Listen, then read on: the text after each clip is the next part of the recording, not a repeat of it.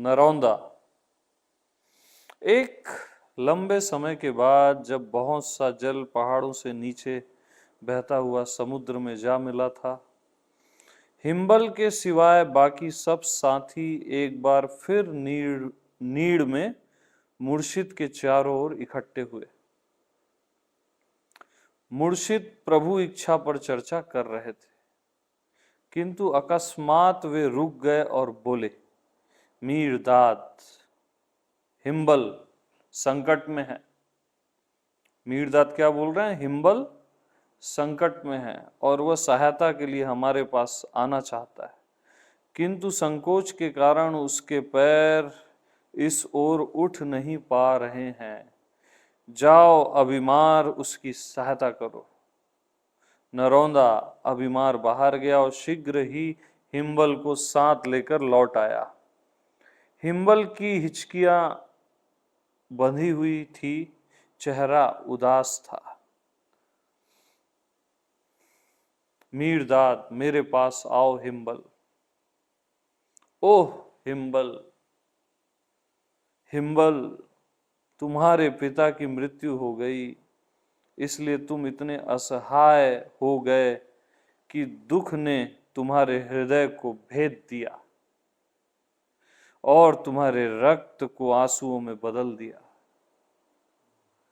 जब तुम्हारे परिवार के सब लोगों की मृत्यु हो जाएगी, तब तुम क्या करोगे?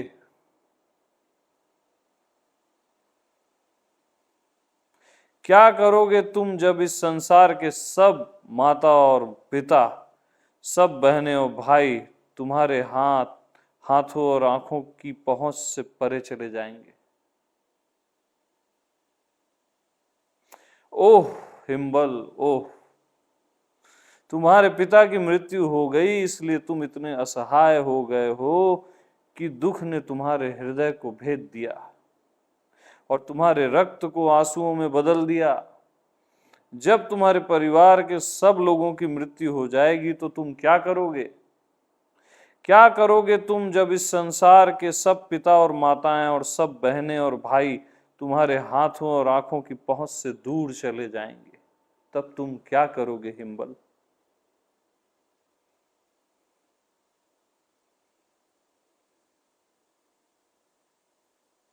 हिम्बल, हाँ मुर्शिद, मेरे पिता की मृत्यु हिंसापूर्ण हुई है। एक बैल ने, जिसे उन्होंने हाल ही में खरीदा था, कल शाम उनके पेट में सींग भोंक दिया, उनका सिर कुचल डाला। एक बैल ने, जिसे उन्होंने हाल ही में खरीदा था, कल शाम उनके पेट में सींग भोंक दिया और उनका सिर कुचल डाला। मुझे अभी अभी एक संदेशवाहक ने एक सूचना दी है, हाय अफसोस। मीरजाद, और उनकी मृत्यु जान पड़ता है ठीक उस समय हुई जब उनका भाग्योदय होने वाला था। हिम्बल, ऐसा ही हुआ मुर्शिद, ठीक ऐसा ही हुआ है। मीरदाद, और उनकी मृत्यु तुम्हें इसलिए और भी अधिक दुख दे रही है कि वह बैल उन्हीं पैसों से खरीदा गया था जो तुमने भेजे थे। हिम्बल, यह सच है मुर्शिद, ठीक ऐसा ही हुआ है। लगता है कि आप सब जानते हैं।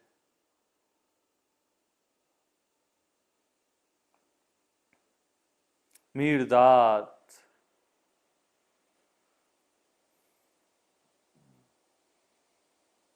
मीरदाद, और वे पैसे मीरदाद के प्रति तुम्हारे प्रेम की कीमत थे, और वे पैसे मीरदाद के प्रति तुम्हारे प्रेम की कीमत थे। नरौंदा हिम्बल आगे कुछ न बोल सका, क्योंकि आंसुओं से उसका गला रुंध गया था। मीरदाद, मीरदाद, मीरदाद, तुम्हारे पिता मरे नहीं हैं हिम्बल, नहीं उनका स्वरूप और परछाई अभी नष्ट हुए हैं, पर वास्तव में तुम्हारे पिता के बदले हुए स्वरूप और परछाई को देखने में तुम्हारी इंद्रियां असमर्थ है, क्योंकि कुछ स्वरूप इतने सूक्ष्म होते हैं और उनकी परछाइयां इतनी क्षीण कि मनुष्य की स्थूल आंख उन्हें देख नहीं सकती।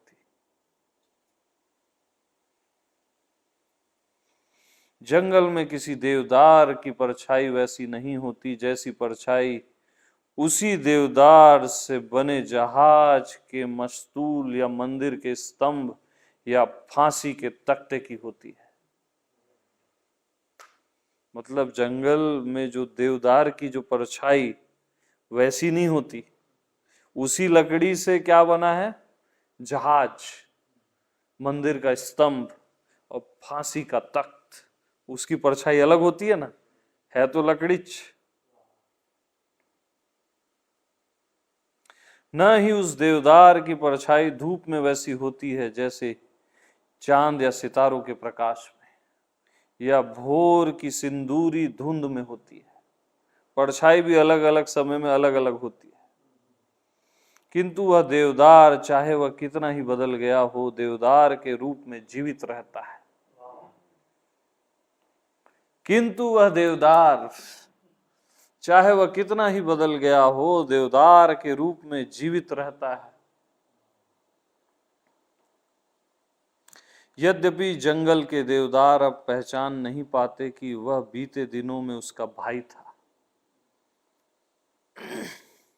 मतलब वो जहाज को पहचान नहीं पाते, जंगल के दूसरे देवदार उस फांसी के तख्त को, उस लकड़ी को, वो चेयर को, उस पलंग को। यद्यपि जंगल के दूसरे देवदार अब पहचान नहीं पाते कि वह बीते दिनों में उसका भाई था।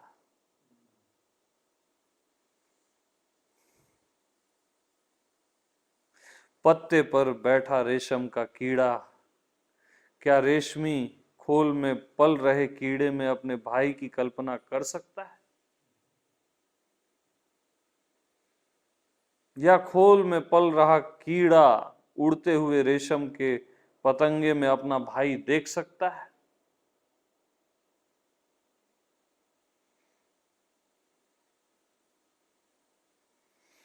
क्या धरती के अंदर पड़ा गेहूं का दाना धरती के ऊपर खड़े गेहूं के डंठल से अपना नाता समझ सकता है? क्या हवा में उड़ती भाप या सागर का जल पर्वत की दरार में लटक रहे हिम लंबों को भाई बहनों के रूप में स्वीकार कर सकता है? क्या हवा में उड़ती भाप या सागर का जल पर्वत की दरार में लटक रहे हिम लंबों मतलब बर्फ को भाई बहनों के रूप में स्वीकार कर सकता है? हिमलम्ब आप नहीं समझे थे?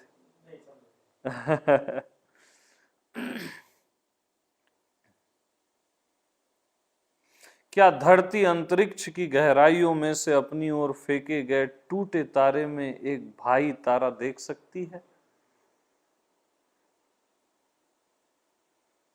क्या बरगद का वृक्ष, विशाल वृक्ष, अपने बीज के अंदर अपने आप को देख सकता है? क्योंकि तुम्हारे पिता अब एक ऐसे प्रकाश में हैं जिसे देखने की तुम्हारी आंख अभ्यस्त नहीं है, और ऐसे रूप में हैं जिसे तुम पहचान नहीं सकते। तुम कहते हो कि तुम्हारे पिता अब नहीं है, किंतु मनुष्य का भौतिक अस्तित्व चाहे वह कहीं भी पहुंच गया हो, कितना ही बदल गया हो, एक परछाई जरूर फेंकेगा जब तक वह मनुष्य के ईश्वरीय प्रकाश में पूरी तरह विलीन नहीं हो जाता है। वो अपने एक नए नए रूप की परछाई जरूर फेंकेगा। लकड़ी का एक टुकड़ा, चाहे वह आज पेड़ की हरी शाखा हो और कल दीवार में गड़ी हुई खूंटी, लकड़ी ही रहता है। लकड़ी ही रहता है और अपना रूप तथा परछाई बदलता रहता है जब तक वह अपने अंदर छिपी आग में जलकर भस्म नहीं हो जाता।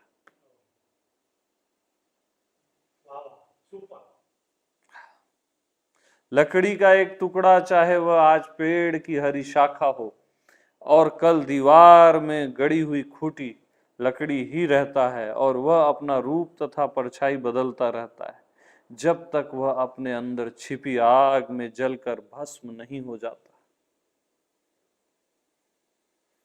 इसी तरह मनुष्य जीते हुए और मरकर भी मनुष्य ही रहेगा जब तक उसके अंदर का प्रभु उसे पूरी तरह अपने में समा न ले, अर्थात जब तक वह उस एक के साथ अपने एकत्व का अनुभव न कर ले। परंतु ऐसा आंख के उस एक निमेष में नहीं हो जाता जिसे मनुष्य जीवन काल का नाम देता है। संपूर्ण समय जीवन काल है मेरे साथियों। समय में कोई आरंभ या पड़ाव नहीं है, न ही उसमें कोई सराय है जहां यात्री जलपान और विश्राम के लिए रुक सके। समय एक निरंतरता है जो अपने आप में सिमटती जाती है। इसका पिछला छोर इसके अगले छोर के साथ जुड़ा है। समय में कुछ भी समाप्त और विसर्जित नहीं होता, कुछ भी आरंभ तथा पूर्ण नहीं होता। समय में कुछ भी समाप्त और विसर्जित नहीं होता, कुछ भी आरंभ तथा पूर्ण नहीं होता। समय इंद्रियों के द्वारा रचित एक चक्र है और इंद्रियों के द्वारा ही उसे स्थान के शून्यों में घुमा दिया जाता है। तुम ऋतुओं के चकरा देने वाले परिवर्तन का अनुभव करते हो और इसलिए विश्वास करते हो कि सब कुछ परिवर्तन की जकड़ में है। परंतु साथ ही तुम यह भी मानते हो कि ऋतुओं को प्रकट और विलीन करने वाली शक्ति एक रहती है, सदैव वही रहती है। तुम वस्तुओं के विकास तथा क्षय को देखते हो और निराशापूर्वक घोषणा करते हो कि सभी विकासशील वस्तुओं का अंत क्षय होता है ना? परंतु साथ ही तुम यह भी स्वीकार करते हो कि विकसित और क्षीण करने वाली शक्ति स्वयं न विकसित होती है न क्षीण होती है। विकसित और क्षीण करने वाली शक्ति स्वयं न विकसित होती है न क्षीण होती है। तुम बयार की तुलना में वायु के वेग का अनुभव करते हो और कह देते हो कि दोनों में ये वायु अधिक वेगवान है, किंतु इसके बावजूद तुम स्वीकार करते हो कि वायु को गति देने वाला और बयार की गति देने वाला एक ही है और वह न तो वायु के साथ वेग से दौड़ता है न ही बयार के साथ ठुमकता है। कितनी आसानी से विश्वास कर लेते हो तुम, कितनी आसानी से तुम इंद्रियों के हर धोखे में आ जाते हो। कहाँ है तुम्हारी कल्पना, क्योंकि उसी के द्वारा तुम यह देख सकते हो कि जो परिवर्तन तुम्हें चकरा देते हैं वे केवल हाथ की सफाई है।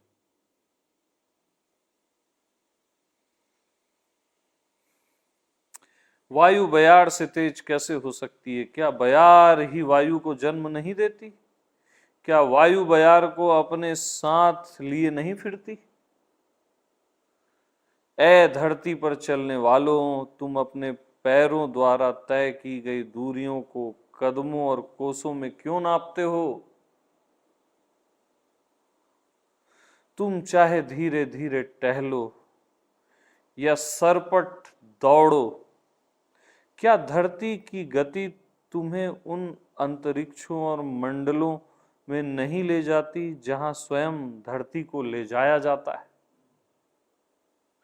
इसलिए तुम्हारी चाल क्या वही नहीं है जो धरती की चाल है? तो फिर क्या धरती को अन्य पिंड अपने साथ नहीं ले जाते और उसकी गति को अपनी गति के बराबर नहीं कर देते? हाँ हाँ, धीमा ही वेगवान को जन्म देता है। धीमा ही वेगवान को जन्म देता है। वेगवान धीमे का वाहक है, सारथी, वाहक है ना। धीमे और वेगवान को समय और स्थान के किसी भी बिंदु पर एक दूसरे से अलग नहीं किया जा सकता। तुम यह कैसे कह सकते हो कि विकास विकास है और क्षय क्षय है और वे एक दूसरे के बैरी हैं? क्या कभी किसी वस्तु का उद्गम क्षीण हो चुकी किसी वस्तु के अतिरिक्त और कहीं से हुआ है? नहीं समझे? तुम यह कैसे कह सकते हो कि विकास विकास है और क्षय क्षय है? क्षय मीन्स नाश समझ लो, और वे एक दूसरे के बैरी हैं। तुम यह कैसे कह सकते हो? क्या कभी किसी वस्तु का उद्गम क्षीण हो चुकी किसी वस्तु के अतिरिक्त और कहीं से हुआ है? क्षीण मिट गई वस्तु से ही तो उद्गम होता है ना, दूसरी वस्तु का या उसी वस्तु का। क्या कभी किसी वस्तु में क्षय का आगमन विकसित हो रही किसी वस्तु के अतिरिक्त और कहीं से हुआ है? क्या तुम निरंतर क्षीण होकर ही विकसित नहीं हो रहे हो? क्या तुम निरंतर विकसित होकर ही क्षीण नहीं हो रहे हो? जो जीवित है, जो जीवित है, मृतक क्या उनके लिए मिट्टी की निचली परत नहीं है? और जो मृतक है जीवित क्या उसके लिए अनाज के गोदाम नहीं है?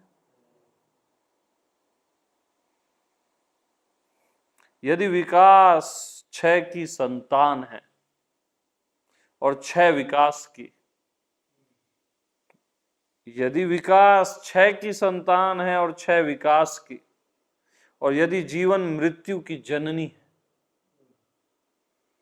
और मृत्यु जीवन की, तो वास्तव में वे समय और स्थान के प्रत्येक बिंदु पर एक ही है। यस, मौजे दरियो। यदि विकास क्षय की संतान है और क्षय विकास की, यदि जीवन मृत्यु की जननी है और मृत्यु जीवन की, तो वास्तव में वे समय और स्थान के प्रत्येक बिंदु पर एक ही हैं। और जीने तथा विकसित होने पर तुम्हारी प्रसन्नता वास्तव में उतनी ही बड़ी मूर्खता है जितनी मरने और क्षीण होने पर तुम्हारा शोक। और जीने तथा विकसित होने पर तुम्हारी प्रसन्नता वास्तव में उतनी ही बड़ी मूर्खता है जितनी मरने और क्षीण होने पर तुम्हारा शोक। तुम यह कैसे कह सकते हो, तुम यह कैसे कहते हो कि पतझड़ ही अंगूर की ऋतु है? मैं कहता हूं कि अंगूर शीत ऋतु में भी पका होता है, जब वह बेल के अंदर अदृश्य रूप में स्पंदित हो रहा और सपने देख रहा केवल सुप्त रस होता है, केवल सोया हुआ रस होता है, और वह पका होता है। बसंत ऋतु में भी जब वह हरे रंग के छोटे छोटे मनकों के कोमल गुच्छों के रूप में प्रकट होता है, और ग्रीष्म ऋतु में भी जब गुच्छे फैल जाते, मन के फूल जाते हैं और उनके गाल सूर्य के स्वर्ण में रंग जाते हैं। यदि हर ऋतु अपने भीतर अन्य 3 ऋतुओं को धारण किए हुए है तो निसंदेह सब ऋतुएं समय और स्थान के प्रत्येक बिंदु पर एक ही हैं। हाँ, समय सबसे बड़ा मदारी है। हाँ, समय सबसे बड़ा मदारी है और मनुष्य धोखे का सबसे बड़ा शिकार है। हाँ, समय सबसे बड़ा मदारी है और मनुष्य धोखे का सबसे बड़ा शिकार है।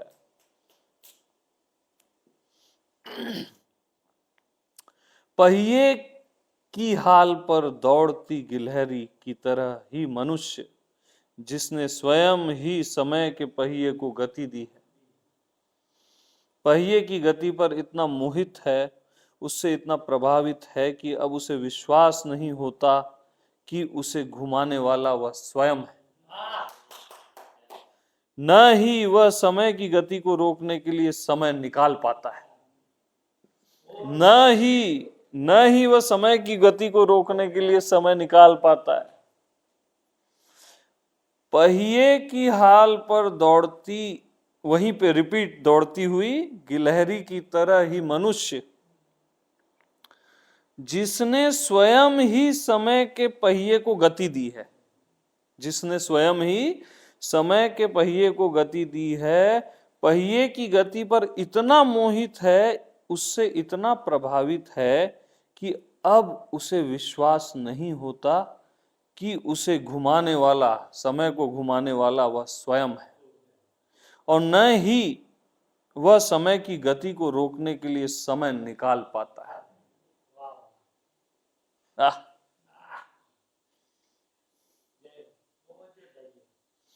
और उस बिल्ली की तरह ही जो इस विश्वास में कि जो रक्त वह चाट रही है वह पत्थर में से रिस रहा है, सान को चाटने में अपनी जीभ घिसा देती है, मनुष्य भी इस विश्वास में कि यह समय का रक्त और मांस है, समय की हाल पर गिरा अपना ही रक्त चाटता रहता है और समय के आरो द्वारा चीर डाला गया अपना ही मांस चबाते रहता है। समय का पहिया स्थान के शून्य में घूमता है, इसकी हाल पर ही वे सब वस्तुएं हैं जिनकी इंद्रियां अनुभव करती हैं, लेकिन वे केवल समय और स्थान की सीमा के अंदर ही किसी वस्तु का अनुभव कर सकती है। इसलिए वस्तुएं प्रकट और लुप्त होती रहती हैं। जो वस्तु एक के लिए समय और स्थान के एक बिंदु पर लुप्त होती है, वह दूसरे के लिए किसी दूसरे बिंदु पर प्रकट हो जाती है। जो एक के लिए ऊपर वह दूसरे के लिए नीचे है, जो एक के लिए दिन हो वह दूसरे के लिए रात है, और यह निर्भर करता है देखने वाले के कब और कहां पर। यह निर्भर करता है देखने वाले के कब और कहां पर, देखने वाले के कब और कहां पर। समय के पहिए की हाल पर जीवन और मृत्यु का रास्ता एक ही है। साधुओं, क्योंकि गोलाई में हो रही गति कभी किसी अंत पर नहीं पहुंच सकती। ये गोलाई है ना, जीवन मृत्यु चक्र बोला गया। समय के पहिए की हाल पर जीवन और मृत्यु का रास्ता एक ही है। साधुओं, क्योंकि गोलाई में हो रही गति कभी किसी अंत पर नहीं पहुंच सकती, न ही वह कभी खत्म होकर रुक सकती है। और संसार में हो रही प्रत्येक गति गोलाई में हो रही गति है। तो क्या मनुष्य अपने आप को समय के अंतहीन चक्र से कभी मुक्त नहीं करेगा? करेगा, अवश्य करेगा, क्योंकि मनुष्य प्रभु की दिव्य स्वतंत्रता का उत्तराधिकारी है। समय का पहिया घूमता है किंतु इसकी धुरी सदा स्थिर है। केंद्र सदा स्थिर है। प्रभु समय के पहिए की धुरी है। यद्यपि सब वस्तुएं समय और स्थान में प्रभु के चारों ओर घूमती है, फिर भी प्रभु सदैव समय मुक्त, स्थान मुक्त और स्थिर है। यद्यपि सब वस्तुएं उसके शब्द से उत्पन्न होती है, फिर भी उसका शब्द उतना ही समय मुक्त और स्थान मुक्त है जितना वह स्वयं है। धुरी में शांति ही शांति है, हाल पर अशांति ही अशांति है। बॉर्डर, परिधि, परिधि पर अशांति ही अशांति है। तुम कहां रहना पसंद करोगे? धुरी में शांति ही शांति है, परिधि में अशांति ही अशांति है। तुम कहां रहना पसंद करोगे? मैं तुमसे कहता हूं, तुम समय की हाल पर से सरक कर उसकी धुरी पर जाओ और अपने आप को गति की बेचैनी से बचा लो। समय को अपने चारों ओर घूमने दो, पर समय के साथ खुद मत घूमो।